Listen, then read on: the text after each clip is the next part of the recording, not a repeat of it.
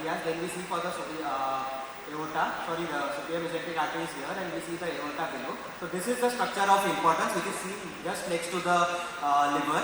If you see it is empty, that this is the structure we want before any induction. But in case of emergency, we would go ahead with even any kind of pattern. So this is with clear fluids. This is with clear fluids. This is how it looks. When we have clear fluids, then we look for volume. The volume should be less than 1.5 ml per kg. If it is more than 1.5 ml per kg, again we prefer to wait. And this is how solid foods would look like.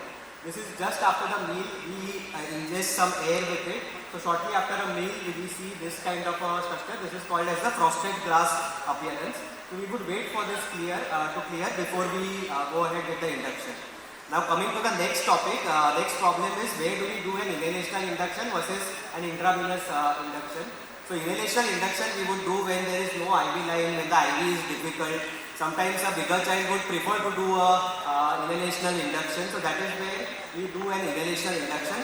But inhalational induction specifically I prefer for difficult airways because sevoflurane is one of the shortest acting agents, and in case you face any problems, then sevoflurane induction is what we always prefer to do. So difficult induction always we prefer to do an inhalational induction. Whereas intravenous induction we prefer to do when there is a high risk of say malignant hyperthermia or the child already comes with an IV line. In RSI situation, of course we go for an intravenous induction. So this is how we induce, this is how we do an induction. We gradually increase the sevoflurane. And most of the people, if you are into private practice, then taking an IV line also is difficult. So after the inhalational induction, you can just tie the mask this way and then take an IV line. This is specifically for private practice. In institutions, we can have a different kind of a practice. So now, even with one person, you should be able to manage an IV line.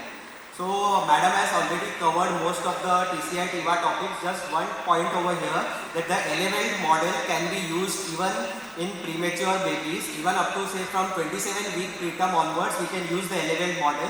Elevate model for both remifentanil and propofol are available now, and that is something which can be the shortest acting agent. So rather than so we are shifting from drugs which are longer acting to shorter acting drugs like remifentanil and sevoflurane, because in case you anticipate any problems, you have that option of reversibility. So that is something we are preferring nowadays.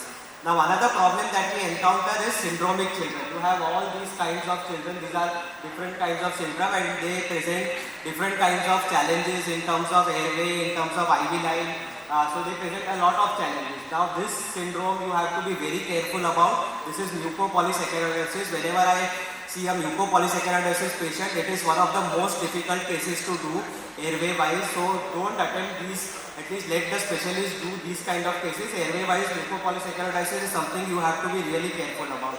Now this is an achondroplasia patient. So you have different challenges in different kinds of patients. Now one of the major challenges in all these patients is getting an IV line. So getting an IV line in this kind of patient is very, very difficult. So if you have punctured IV lines. So nowadays one of the major problems that we are seeing is children are getting more and more obese, especially in private practice. Obesity has become a real issue. Even you have 9-year-old patients coming up with a weight of 60-70 kg, so that is becoming a real issue for us. So getting IV lines, airway management is also changing nowadays.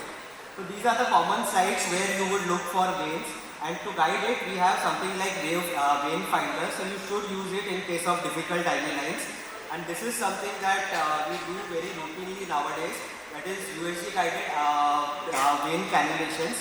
So this is how we hold the probe and we look for the vein. So this is the vein. So if you can see in the USG side, this is the vein over here. So once we held the probe, we try to bring it in inline. So this is in a transverse section. We get it in an inline. This is how we rotate the probe over the vein, and we see the vein this way. And after that, in this view, we try and go inline. So this USG has changed taking IV lines. So we have taken IV lines even in cephalic veins, axillary veins. So sometimes when you don't get IV lines, we take brachiocephalic veins. So this USG comes to our rescue in case of terms of difficult veins. So this problem we can solve with the help of USG. So this is how we take the vein. You can see in the other picture the Stellate is coming inside now. You can see the stellate inside, and once you are sure you are inside, you can pass the sheet. So that is how we navigate the problem of the IV line. Now difficult pediatric airway is a topic in itself. It is very difficult to cover in short. One of the basis of management of pediatric airway is try and use the drugs which are shortest acting. So revifentanil, sevoflurane should be your drug of choice. Also in terms of muscle relaxant, try and use in difficult airway cases rocuronium sugammadex combination, because that is really changing the dynamics of airway management in difficult cases. Also coming to our rescue in most of the cases would be something like an LMA. So LMA, a simple device like LMA comes to our rescue when it comes to difficult mask ventilation. So that is something you have to consider. In a CICD situation is a very dreaded situation, because you have the combined effects of airway management as well as the CICD situation is a smaller baby. So remember, surgical cricothyrotomy should be your choice. It is not percutaneous cricothyrotomy. Percutaneous cricothyrotomy carries a lot of risk. Now this is the APA guidelines which we usually follow. There are some AIDA guidelines also where they prefer tracheostomy and surgical cricothyrotomy for children less than 8 years. So important point over here is what is changing now is USG airway focus. So in USG airway focus we use the TACA method. The TACA method, what we do is we place the probe over the thyroid cartilage, then we look for the air mucosal interface, then we place the probe over the cricoid cartilage, and again come back to look for the air mucosal interface. So this is what you can look for. So these are some of the challenges that we have. This was a case of Freeman-Children syndrome, 4-month-old, posted for a hernia, which we did in regional anesthesia. But what we did in addition to that was mark the cricothyroid membrane previously. So that is something which can come to your rescue. If you see this patient, if you see this is just 1 centimeter. The gap from the mentum to the neck is just 1 centimeter. So getting even a tracheostomy done in this kind of cases would be very difficult. So this focus can come to your rescue in these kinds of babies. So you just mark the cricothyroid membrane previously. So in case you face any problems, you can do a surgical cricothyrotomy to that. Now VL scopes have dynamically changed the airway management in the past years. Most of the studies have shown that all kinds of scenario, trauma, whether it is RSI scenario, everything, even in neonates, video laryngoscope should be your go-to choice. Direct laryngoscopy may become obsolete, I don't know, but people should be trained in it. But video laryngoscopy should be the way to go. And in pediatrics, what helps with video laryngoscopy is your external cricoid manipulation. So in adults, what you routinely face is you can see the cords, but you will not be able to pass the tube. So that you can manipulate with the external manipulation. You can put the tubes this way. So video laryngoscope is a game changer in pediatric patients. Sometimes we use these hybrid techniques. So the hybrid techniques is we pass the tube over a rigid bronchoscope in difficult scenarios, and if it is too anterior larynx, tube over a rigid bronchoscope should be your choice before you go for a surgical cricothyrotomy. So this can be used in some cases. We use it in syndromic babies, very common, and these are part of the hybrid techniques that we use in difficult cases. So in these kinds of cases, this is a TM joint ankylosis. This is zero mouth opening. We do a flexible fiber optic scopy. So for that, one of the most important things that we do to manage the airway is we pass a tube. You can see the tube being passed over here. So this tube is just acting as a conduit to give sevoflurane. It is a nasal airway kind of thing. So your airway won't collapse, and secondly your depth of anesthesia will be maintained with a shorter acting drug like sevoflurane. And through the other nostril we do the fiber optic scopy. So this is something that you can use in your practice, because it is very difficult to do fiber optic scopy, like maintaining the depth of anesthesia with your fiber optic scopy. So now we have passed the fiber optic scope, and once we are inside, we have passed the tube. So this technique you can use for your difficult TM joint kind of cases. Now another problem that is routine is URTI. So URTI is a very common problem, and we face something called as PRAE or perihospitalative respiratory adverse events. So that can include your laryngospasm, bronchospasm, even apnea.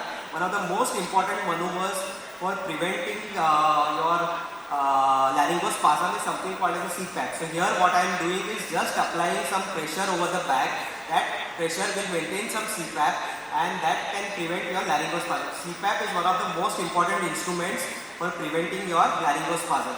Second most important is your depth of anesthesia. Remember, deep plane is the plane you want for a pediatric patient. Light plane is most dangerous, and that is where all your laryngospasms and bronchospasm happen. So if you face any problem, just deepen the patient. That will bail you out from the situation. So laryngospasm becomes an issue when you don't have an IV line. So when you are doing say an inhalation induction and you don't have an IV line, at that time if you are getting a laryngospasm, then your CPAP will come to your rescue. So don't hurry to take an IV line, just maintain CPAP, the laryngospasm will settle on its own. So laryngospasm with this scenario is a bit difficult. Another instrument that is useful nowadays is this bubble CPAP. So post-operatively you can use this bubble CPAP kind of things. Most of the NICUs will have it. In case they are obstructing, especially if you have say Pierre-Robin syndrome and Petcher-Collins syndrome in the post-operative period, you can use this bubble CPAP to prevent obstructions. Now another problem is anaphylaxis. Anaphylaxis, what the drug of choice, remember, is adrenaline. It is not any steroid. You have to use adrenaline in the right doses. And remember that anaphylaxis is always associated with hypotension, so give a lot of fluids. So adrenaline and fluids should be given. Don't forget fluids because they frequently go into hypotension with anaphylaxis. Now coming to IV fluids. Now IV fluids is a big topic in itself. You know that ringer lactate is the gold standard. No isolate P. Isolate P should not be used. It causes hyponatremia.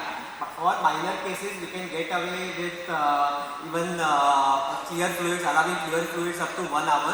But for major cases and especially patients with say septicemia or patients with cardiogenic shock, etc., we have to remember that giving fluids is not simple. Even a small amount of fluid can cause congestive nephropathy. So nowadays we have a lot of tools that are available to prevent this, and we come to know from how much fluid is to be given. So the concepts are changing from fluid responsiveness to fluid tolerance and fluid. So these are the new concepts that are coming up, and end organ damage can happen even with a normal CVT. So that is something you have to remember. So there are some new markers nowadays. These are markers of fluids. So what are these markers? So you look for lung USG, B lines, you look for vexus, and there are some markers with IJV, IBC, and velocity time integral is your best marker. Velocity time integral and your straight leg rest test is the best marker for your fluid guidance. So if you see something like this, if you are giving fluids, if you see something like this, B lines developing, so you should be careful now that you don't push in more fluids, and rather than pushing more fluids, you should go for inotropes or vasopressors. So these are the kind of markers. So see the patient as a whole. Now you see IBC over here, so you look for IBC, and if you see an IBC which is less than 1.2 centimeter, it indicates hypovolemia.